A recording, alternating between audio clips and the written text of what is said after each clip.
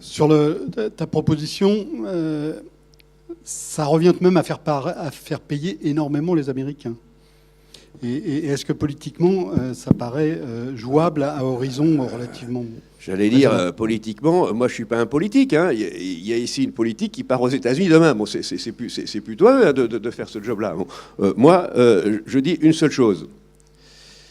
Après, tout se négocie. Mais je pense qu'il faut négocier sur des vraies questions. Je pense que si on organise une session de négociation autour du bonus-malus, ça va châtaigner, évidemment. Mais au moins, là, on discute des vraies questions.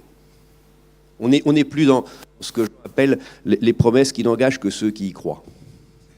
Je pense qu'il faut discuter autour de ça. Alors ensuite, il y a la vraie question derrière, c'est est-ce qu'on peut sincèrement imaginer un accord climatique ambitieux, multilatéral, dans lequel ce serait gratuit pour les États-Unis, l'Europe, le Japon? Non, moi je dis non. Il faut savoir ce qu'on veut. Mais je n'appellerai jamais un accord ambitieux, un accord qui est gratuit pour nous. C'est pas vrai, c'est faux. C'est comme si on disait, sur le marché européen, on va mettre un marché du carbone et ça va rien coûter aux gars qui produisent de l'électricité avec le charbon. Non, mais tu comprends bien qu'il y a une petite différence entre un système gratuit et un système où l'Europe paye 1 et l'Amérique 5. C'est pas moi qui ai fait des niveaux d'émission par habitant qu'il y a aujourd'hui. On est bien d'accord. Je pense qu'il y a, non, mais je pense qu'il y a qu'un seul critère. Je veux dire, il y a qu'un seul critère. Il faut savoir ce qu'on veut. Il y a qu'un seul critère. C'est un critère objectif. C'est un critère objectif. En plus, moi, je crois beaucoup que les Américains sont capables de réduire très rapidement leurs émissions. C'est le jour où on aura les bonnes incitations. Aujourd'hui, ils n'ont pas les bonnes incitations. Antoine voulait aussi poser une question.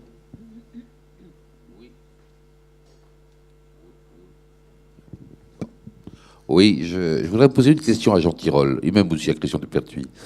Tout le monde souhaiterait un accord universel et contraignant à Paris en décembre. Et c'est bien sûr l'idéal et le but à viser. Même universel, même s'il est différencié.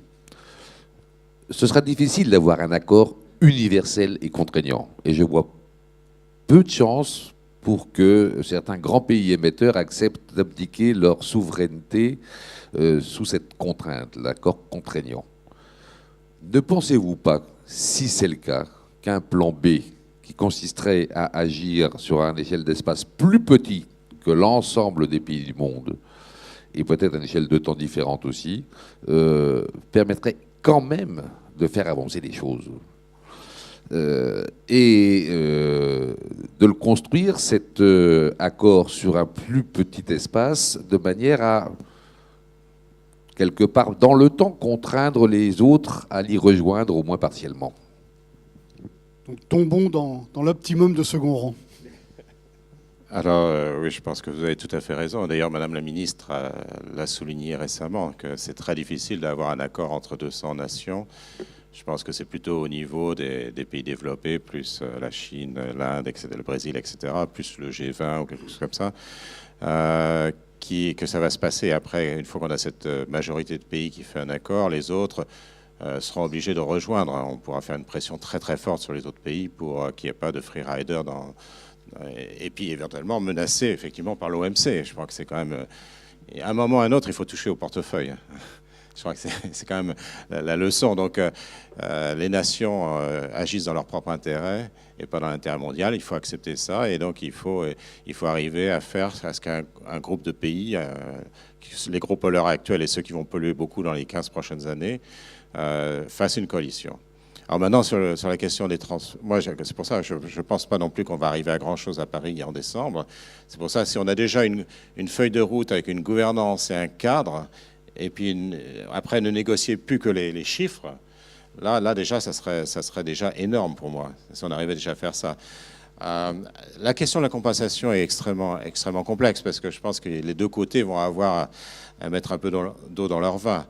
D'une part, on a ceux qui, historiquement, ont pollué énormément, et ceux-là, ils vont dire, bon, les États-Unis, le Canada, l'Australie, la Russie, etc., l'Europe d'ailleurs, vont dire, bah, écoutez, nous, on s'en fiche, ça nous coûtera extrêmement cher de dépolluer, donc on ne va pas le faire, donc on veut une compensation pour dépolluer. y en a d'autres qui regardent vers l'avenir au lieu de regarder vers le passé et qui disent mais attendez, c'est pas juste d'un point de vue développement. Moi, j'ai aussi le droit de vous êtes développé. Donc d'un point de vue éthique, évidemment, les pays du Sud ont tout à fait raison. Il n'y a pas photo. Mais d'un point de vue négociation, les pays du Nord, les pays riches, polluants, évidemment, ont un avantage considérable stratégique parce qu'eux, ils polluent énormément. Et puis ils peuvent attendre. Et en plus, ce ne sont pas forcément, sauf la Chine, c'est pas forcément ceux qui seront le plus affectés par le réchauffement climatique en plus de ça. Donc il y a un conflit entre les intérêts et la position de marchandage des différents pays et l'éthique. Et je crois qu'il faudra que les deux côtés fassent un pas l'un vers l'autre. Ça ne va pas être possible autrement. Parce que effectivement, si on dit notre solution préférée, ce serait un transfert très gros vers les pays en voie de développement, ça serait normal, ça serait logique. Seulement, ça ne va pas se passer. Les États-Unis. Je vois pas comment le sénateur du Texas va voter ça ou les Russes vont accepter ce genre d'accord. Ça ne va simplement pas se passer. Alors donc, par rapport à la question d'Antoine, toi, tu dis l'essentiel dans un premier temps, ça n'est pas de commencer dans une zone géographique particulière, c'est au contraire d'avoir un cadre mondial, quitte ensuite à aménager, à fixer des chiffres, mais d'abord fixer un cadre mondial. Voilà, fixer le cadre mondial entre une vingtaine de pays qui vont être les gros émetteurs. Oui. Vous ne craignez pas que dans 5 ans, on en parle encore ? Oh bah, ça fait déjà 23 ans qu'on en parle, donc je pense qu'il faut changer de stratégie quand même. Hein. C'est vrai qu'on avait été à Kyoto, on avait construit un accord qui était très mauvais, il faut bien le dire, mais avec des ambitions considérables. Donc on a accouché d'un accord qui vraiment était très mauvais parce qu'il n'était pas global, donc ça fournissait immédiatement des excuses considérables. Il y avait des tas de défauts dans la construction, autres défauts. Maintenant, peut-être qu'il faut y aller en deux temps.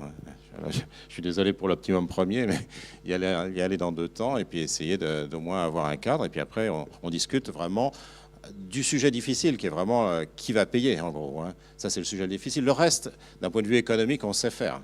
On sait exactement faire. Ce n'est pas un problème économique.